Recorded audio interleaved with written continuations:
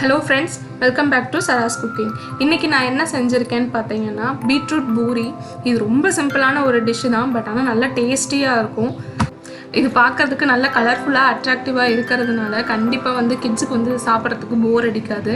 So இப்போ இதை எப்படி செய்கிறது அப்படின்ட்டு நம்ம பார்க்கலாம்.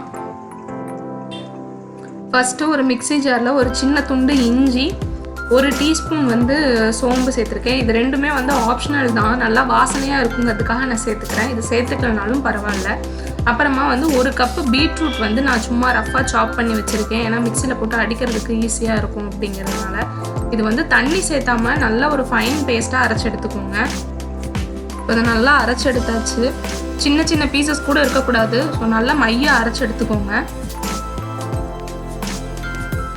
இப்போ நான் 1.5 கப்பு வந்து கோதுமை மாவு எடுத்திருக்கேன். தேவையான அளவு உப்பு சேர்த்துக்கோங்க. அதுக்கப்புறமா நம்ம அரைச்சி வச்சுருக்கிற அந்த பீட்ரூட் விழுதையும் சேர்த்துட்டு இதை வந்து ஃபஸ்ட்டு ஒரு தடவை நல்லா கலந்துக்கலாம்.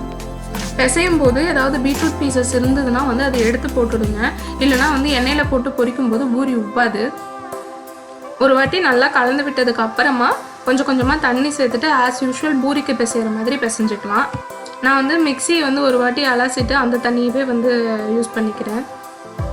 பீட்ரூட்டுக்கு பதிலாக இன்னும் வேறு என்ன காயெல்லாம் யூஸ் பண்ணலான்னு பார்த்தீங்கன்னா கேரட்டு, பரங்கிக்காய், முள்ளங்கி இதெல்லாம் கூட யூஸ் பண்ணிக்கலாம். இப்போ நல்லா பிசைஞ்சதுக்கு அப்புறமா ஒரு டேபிள் ஸ்பூன் எண்ணெய் சேர்த்துட்டு இதை இன்னும் ஒரு வாட்டி பிசைஞ்சிட்டு மூடி போட்டுட்டு ஒரு 20 நிமிஷம் அப்படியே விட்டுடுங்க. நல்லா சாஃப்டாக பிசைஞ்சுக்கோங்க. இந்த அளவுக்கு நல்லா சாஃப்டாக இருக்கணும். இப்போ இதை 20 நிமிஷம் மூடி வச்சுட்டு அப்படியே விட்டுடலாம். 20 நிமிஷத்துக்கு அப்புறமா இப்போ இதை இன்னொரு வாட்டி எடுத்துட்டு நல்லா பிசைஞ்சிட்டு சின்ன சின்ன உருண்டையாக பிடிச்சி வச்சிடலாம்.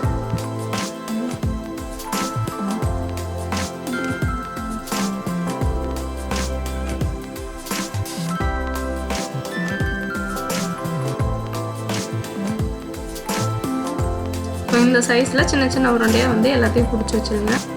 எல்லாத்தையும் இப்போ ஊட்டி எடுத்து வச்சாச்சு. அடுத்தது வந்து எல்லாத்தையும் தேய்ச்சி எடுத்துடலாம்.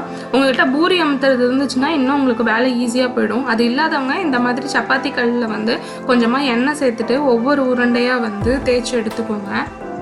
ரொம்ப மொத்தமாகவும் இல்லாமல் ரொம்ப மெல்லிசாகவும் இல்லாமல் ஓரளவுக்கு கொஞ்சம் மொத்தமாக வந்து தேய்ச்சி எடுத்துக்கோங்க. பார்த்திங்கன்னா இந்த அளவுக்கு மொத்தம் இருந்ததுன்னா வந்து பூரி நல்லா வரும்.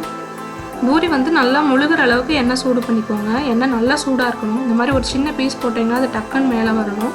இப்போ நம்ம வந்து ஒவ்வொன்றா போட்டு பொரிச்சு எடுத்துடலாம்.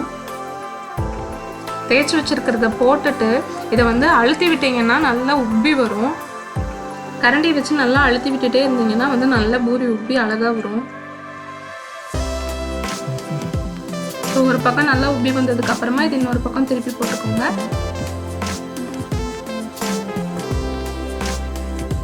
ரெண்டு பக்கமும் நல்லா வெந்ததுக்கு அப்புறமா இப்போ இது எண்ணெயிலேருந்து நம்ம வடிகட்டி எடுத்து வச்சிடலாம். இந்த மாதிரி மீதி இருக்கிறதையும் போட்டு எடுத்துட்டோம்னா சுவையான பீட்ரூட் பூரி ரெடி. இதுக்கு சைட் டிஷ்ஷாக வெஜிடபிள் குருமா சூப்பராக இருக்கும். ஸோ கண்டிப்பாக நீங்களும் உங்கள் வீட்டில் ட்ரை பண்ணி பாருங்கள். ட்ரை பண்ணிவிட்டு உங்களோட கமெண்ட்ஸை எங்களுக்கு ஷேர் பண்ணுங்கள். இந்த வீடியோ உங்களுக்கு பிடிச்சிருக்கும்னு நம்புகிறேன். பிடிச்சிருந்துச்சுன்னா சராஸ் குக்கிங் சேனலை சப்ஸ்கிரைப் பண்ணிக்கோங்க. அப்படியே பக்கத்தில் இருக்க அந்த பெல் ஐக்கானையும் கிளிக் பண்ணிக்கோங்க. தேங்க்ஸ் ஃபார் வாட்சிங். பாய்.